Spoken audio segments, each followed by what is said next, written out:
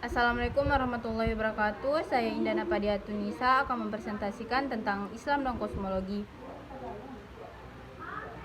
Pertama, kosmologi dalam kebudayaan Islam. Kosmologi merupakan cabang ilmu pengetahuan yang mempelajari keseimbangan hubungan alam semesta dengan manusia. Berakar pada kepercayaan atau agama, pengetahuan kosmologi dapat diungkap dari elemen-elemen lanskap budaya yang bersifat fisik dan non-fisik. Pada lanskap budaya Cirebon, elemen fisik dan non-fisik sebagai wujud intervensi manusia pada bentangan alamnya. Pengetahuan kosmologi yang terkandung pada kedua elemen tersebut sebagai hasil akulturasi kebudayaan Jawa pada era Hindu-Buddha dengan kebudayaan Islam pada era para wali dari abad ke-15. Tujuan dari penelitian ini adalah mengungkapkan pengetahuan kosmologi ruang lanskap budaya Cirebon yang digali dari wujud fisik dan non-fisiknya.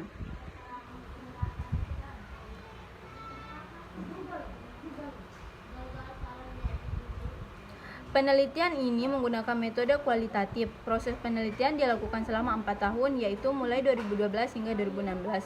Dari hasil penelitian terungkap bahwa konsep kosmologi lanskap budaya Cirebon pada elemen fisik terkandung pada tata letak, orientasi, dan ornamen yang menempel pada bangunan keraton.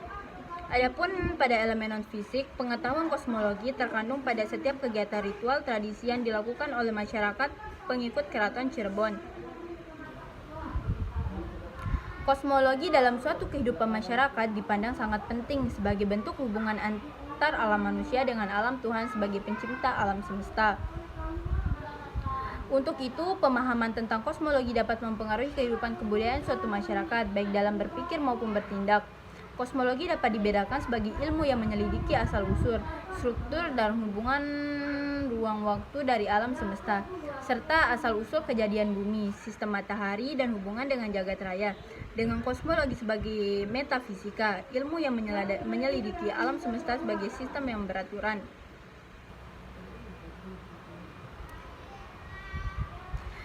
Yang kedua yaitu prinsip kronologi Islam. Para pakar pendidikan mengkonsepsikan pembelajaran dengan transfer pengetahuan dan ilmu dari guru kepada pelajar. Dengan demikian, pembelajaran itu merupakan bagian penting dalam kegiatan pendidikan dan pengajaran, termasuk pendidikan dan pengajaran Islam. Sejarah mencatat bahwa pembelajaran Islam sangat dinamis dan tidak statis. Hal ini tentu saja sesuai dengan karakteristik pendidikan Islam itu sendiri. Paling tidak ada 3 karakteristik pendidikan Islam, yaitu adaptif, adoptif, dan inovatif. Ketiga karakteristik pendidikan Islam inilah yang mendorong masuknya sistem pembelajaran Yunani.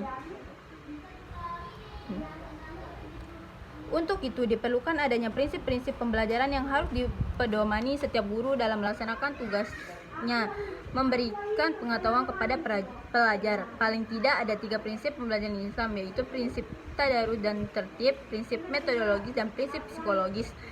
Diperkirakan ketiga prinsip pembelajaran Islam ini dijumpai dalam sistem pembelajaran Barat, termasuk di dalamnya pembelajaran Amerika yang sudah maju. Tulisan yang singkat ini memfokuskan pembahasan tentang prinsip-prinsip pembelajaran Islam yang meninjaunya dari sudut teoritis dan historis dengan menggunakan metode historis.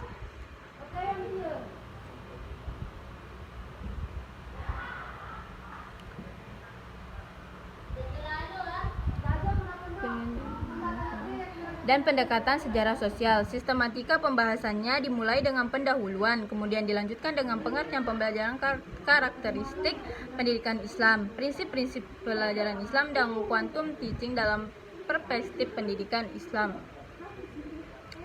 Ketiga yaitu kosmologi Islam dewasa ini. Secara umum, kosmologi merujuk kepada ilmu tentang alam semesta sebagai sistem yang rasional dan teratur. Kosmologi dibahas pertama kalinya sebagai cabang metafisika yang bergumul dengan perihal asal dan susunan alam raya, penciptaan, kekekalan, vitalisme, mekanisme, kodrat, hukum, ruang, waktu, dan kausalitas.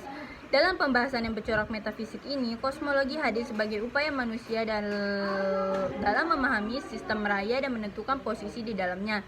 Hal ini didasari oleh adanya keyakinan manusia bahwa di balik gerak-gerakan planet yang kelihatannya kacau, pasti ada suatu pola nyata yang sesuai dengan hukum yang mengatur mekanisme gerakan tersebut.